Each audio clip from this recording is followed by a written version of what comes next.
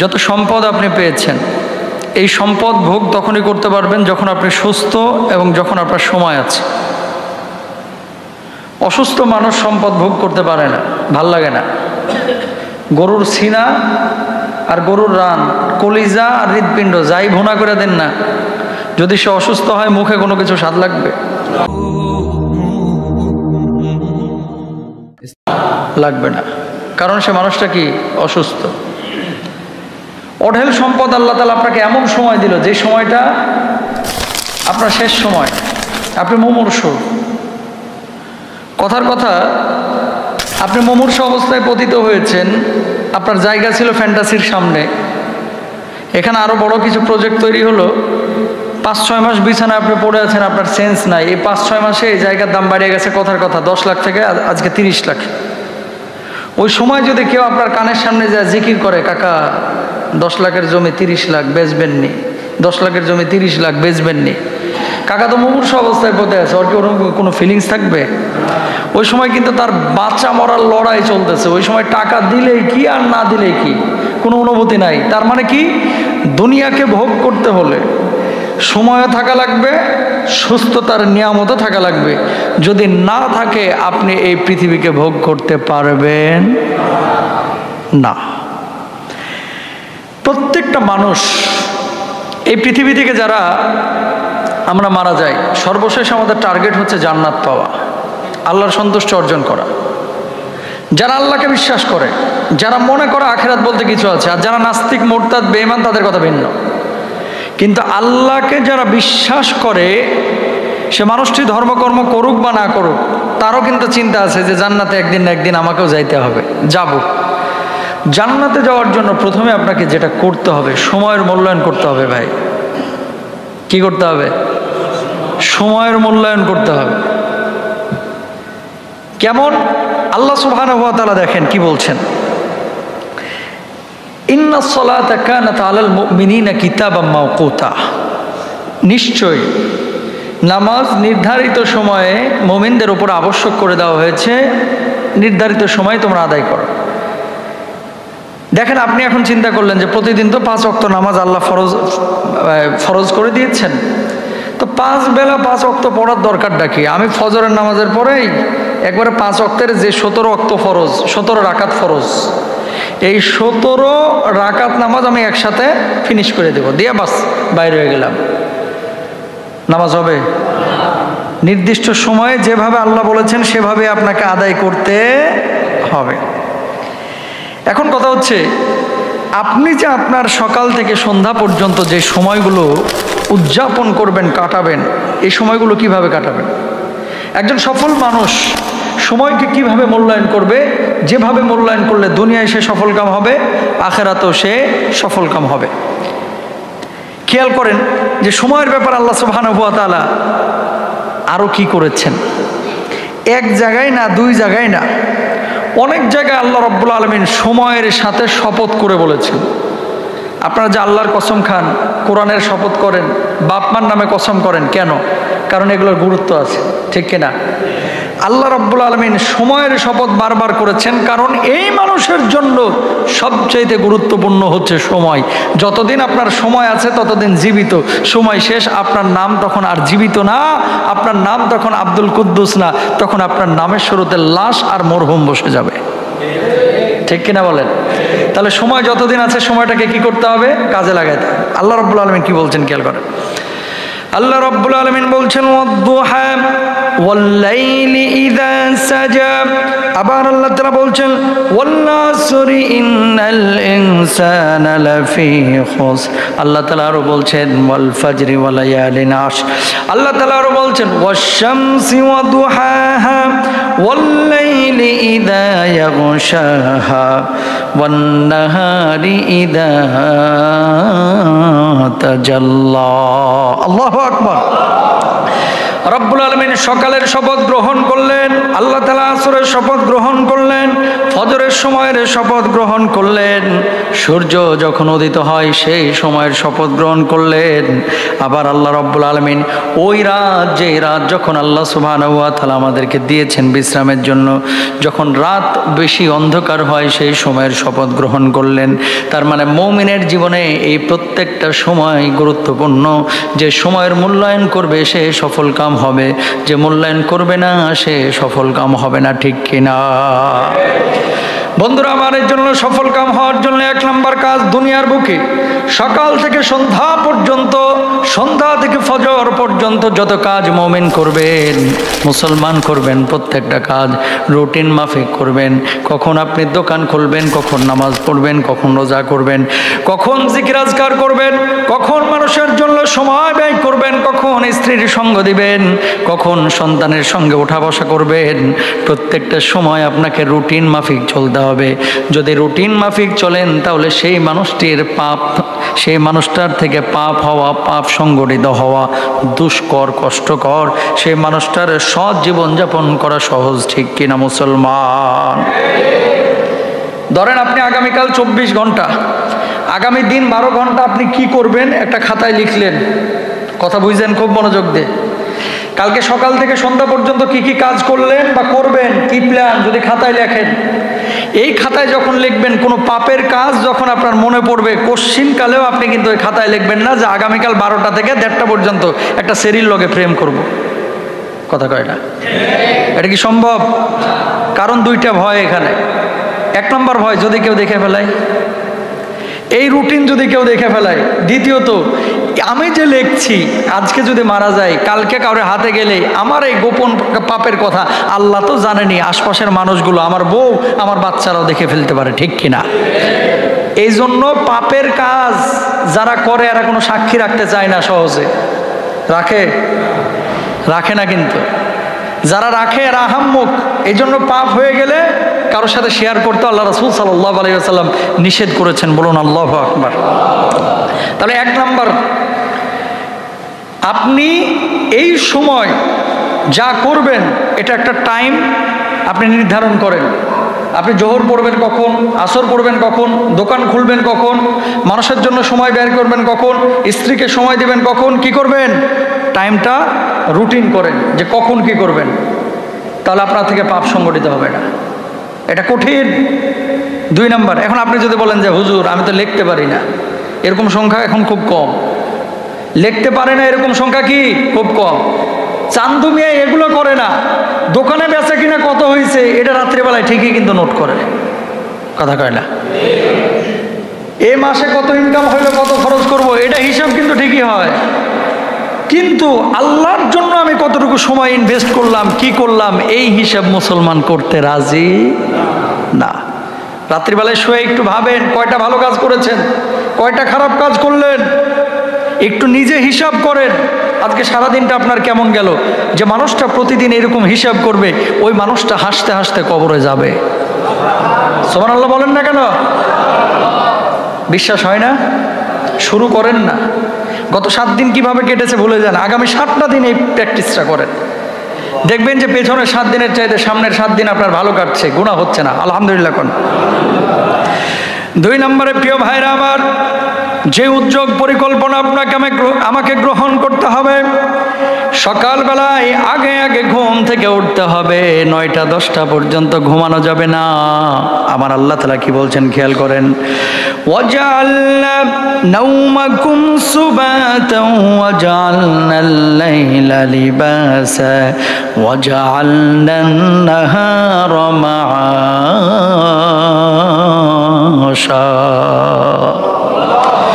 আল্লাহ রাব্বুল আলামিন বললেন, আমি তোমাদেরকে ঘুমকে করেছি আরাম, রাতকে করেছি আবরণ এবং দিনকে বানিয়েছি জীবিকা উপার্জনের সময়। রাত্রিবেলায় মোবাইল টিপাটিপি করে সময় নষ্ট করা যাবে।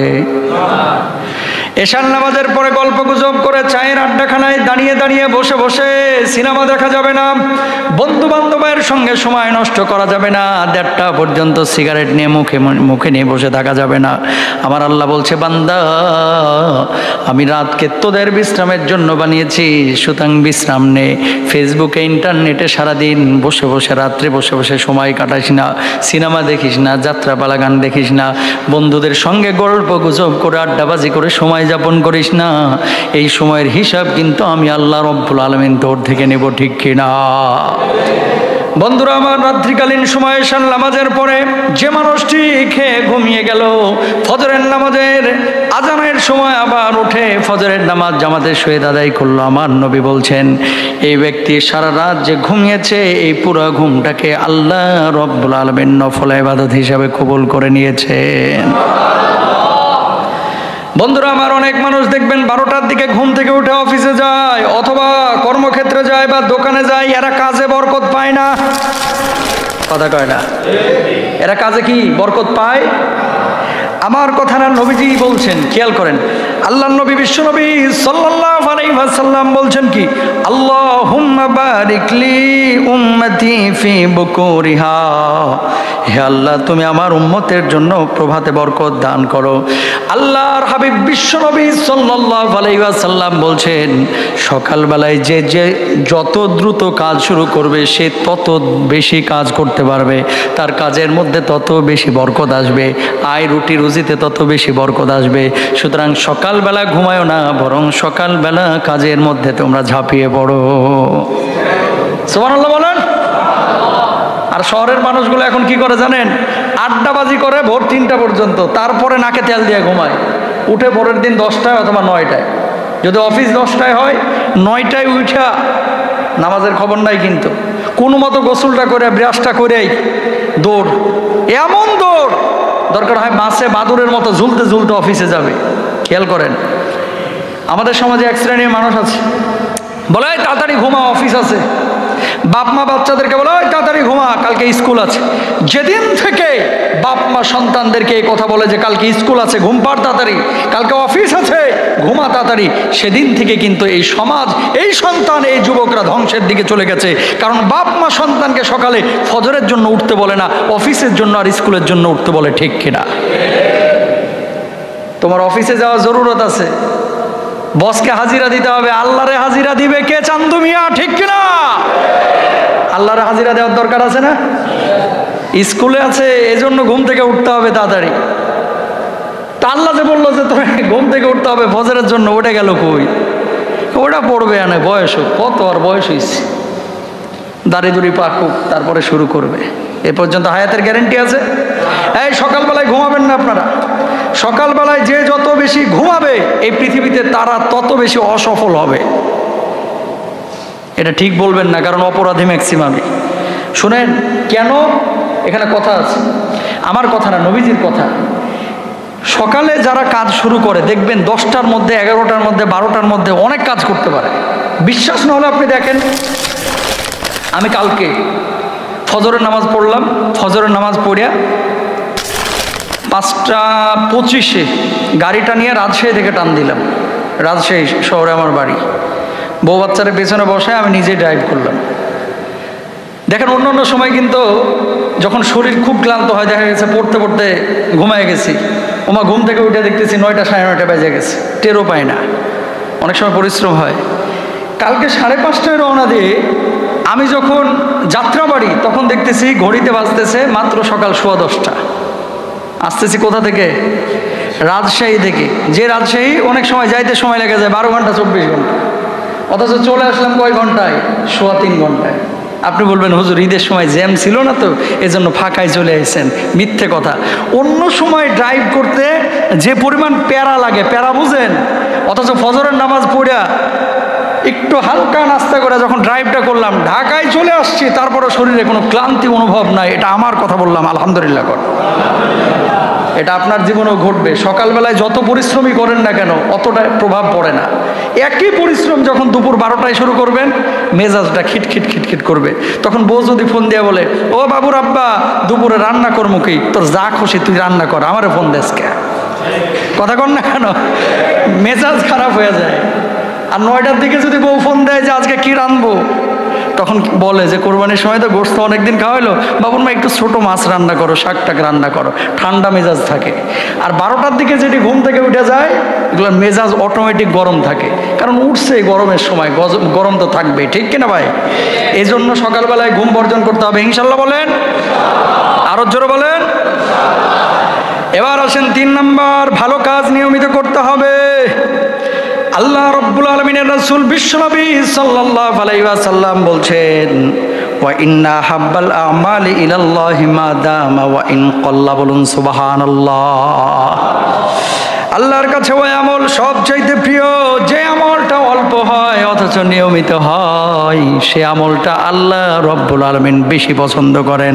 অর্থাৎ এক শ্রেণীর মানুষ দেখবেন হঠাৎ উমরা থেকে আইছে, হজে থেকে আইছে, ওরে বাপ রে বাপ, মুয়াজ্জিম সাহেবের আগে মসজিদে আইসা ঢোকে, অমনি 1 মাস 1.5 মাস হয়ে যায়, এরপরে ফজরেও খবর নাই, মাগরিবের সাথেও খবর নাই, জোহরেও খবর নাই, আসরেও খবর নাই, দাড়িও নাই, আবার আগের গতিতে চলে যায়। অর্থাৎ 7 দিন নামাজ পড়ে, 7 মাস আর মসজিদের ধারে কাছেও আসে না নাই? এই মোল্লাগিরির কোনো দাম নাই, বুঝেন নাই? মানে কি হইলো, সারাক্ষণ নামাজের খবর নাই, এই 7-8 দিন পরে টরে নামাজটারে আবার বস্তাবন্দি করে বাড়িতে রেখে দেয়, আবার পড়বো না যখন উমরায় টুমরায় যাবো, এরকম লাগা আছে না নাই? এত বেশি নামাজের দরকার নাই, যতটুকু প্রয়োজন ততটুকু পড়েন, কিন্তু নিয়মিত পড়েন। কি পড়েন? নিয়মিত পড়েন। 7 দিনের আব্দুল কাদের জিলানী এ দরকার, 7 দিনের আব্দুল কাদের জিলানী হওয়া দরকার। বাপ রে বাপ, কিভাবে যেন মনটা ঘুরছে। জোহরের নামাজের পরে সবাই বাইরে গেছে, হ্যাঁ নামাজ চলতেছে, মুয়াজ্জিম সাহেব বয়ে রয়েছে, বয়ে থাকতে থাকতে মুয়াজ্জিম সাহেবের ঘুম আসতেছে, কয় কাকা বাইর হবেন না? তোমরা পাইছোটা কি, তোমরা পাইছোটা কি? মানে মুয়াজ্জিম সাহেবরা যেন খায়া ফেলাইব, কথা বুঝছেন নি? এই মুসল্লিরা আবার অনেক সময় দেখা যায় 5 ওয়াক্ত তো দূরের কথা, জুমাতেও খুঁজে পাওয়া যায় না। আমার কথা কয় না? এরকম সুকুমনসি হওয়া যাবে না যে খালি শুক্রবারে নামাজ পড়ে, শনিবারে নামাজ পড়ে শনি মুন্সি, রোববারে নামাজ পড়ে রবি মুন্সি, এরকম হওয়া যাবে? অল্প আমল করেন কিন্তু নিয়মিত করেন, আল্লাহ তৌফিক দান করেন, জোরে কোন আমিন। এরপরে 4 নাম্বার, সুস্থ থাকার চেষ্টা করতে হবে। আলকাতরা মার্কা সয়াবিন তেলে একটা জিনিস ভাজলে ওটা খাইলে আপনার পেটের মধ্যে গ্যাসের সমস্যা হবে, আপনি জানেন, তারপরে লোভ সামলাইতে পারলেন না, আপনি নিজেই নিজের ধ্বংস করলেন। প্রিয় ভাইরা আমার, এই জন্য যেই খাবারগুলো আল্লাহর নবী খেতে বলেছেন, যে খাবারগুলো আল্লাহ তাআলা খেতে বলেছেন, এগুলো পরিমিত খাবার দেখে শুনে আপনাকে খাইতে হবে, ঠিক কি না? এজন্য আল্লাহর নবী বিশ্বনবী সাল্লাল্লাহু আলাইহি ওয়াসাল্লাম বলছেন, ইন্না লিরাব্বিকা আলাইয়া ইন্না লিরাব্বিকা আলাইকা হাক্কান ওয়া লিনাফসিকা আলাইকা হাক্কান ওয়া লিআহলিকা আলাইকা হাক্কান ফাতি কুল্লি যী হাক্কিন হাক্কা।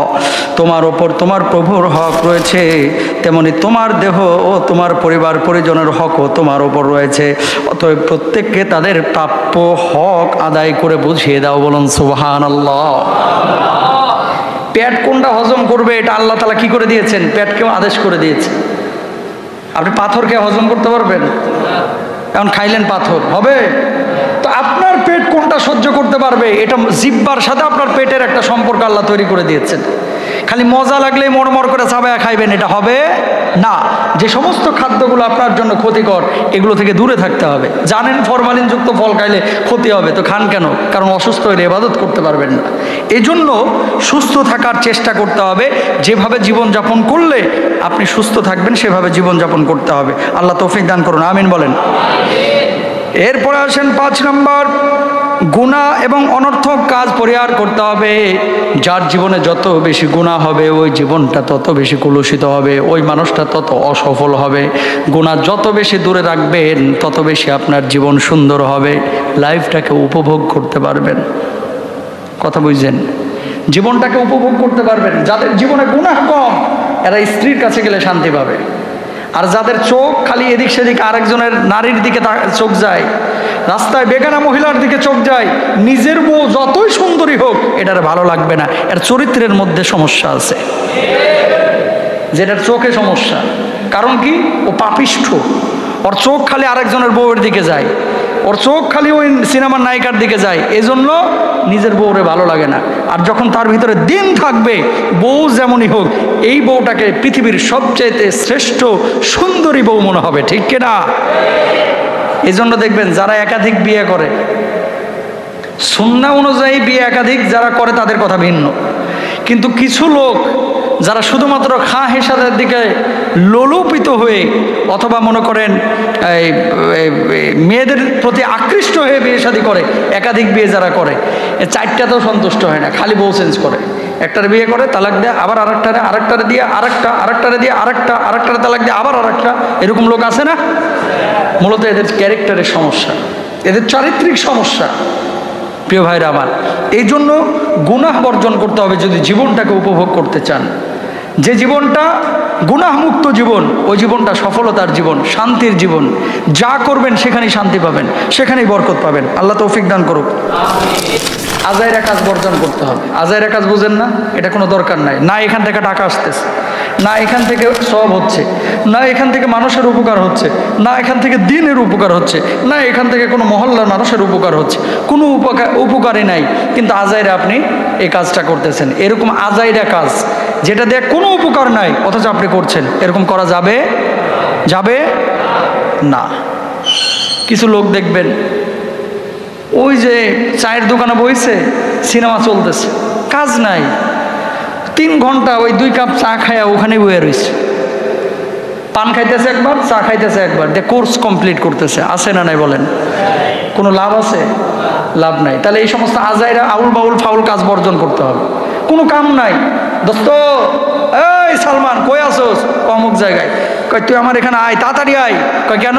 কারো 3টা দোস্ত হয়েছে, তাড়াতাড়ি আয়, আড্ডাবাজি করবো আর কি, গল্প গুজব করবো।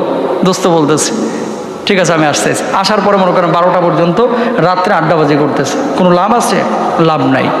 তাহলে এগুলো বর্জন করতে হবে। ওয়াহিদুল কাজকর্ম কি করতে হবে? বর্জন করতে হবে। 6 নম্বর, আত্মসমালোচনা করেন। আত্মসমালোচনা কি? নিজের সমালোচনা নিজে করেন। আপনি যে কাজটা করলেন ঠিক হইল? আপনি যে এই কাজটা করেছেন এটা কি ঠিক হয়েছে? এটাকে আল্লাহ করতে বলেছে, নবী করতে বলেছে, এটা দেখে উপকার হয়েছে। মানে নিজের কাজের নিজেই বিশ্লেষণ করা, আরেকজন না, হুজুর না, আপনার বাপ মা না, আপনার বউ না, নিজে কি করেছেন।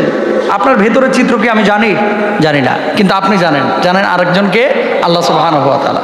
সুতরাং আপনি নিজেই বিচার বিশ্লেষণ করেন যে আমি যে কাজটা করলাম এই কাজটা কি ঠিক হচ্ছে।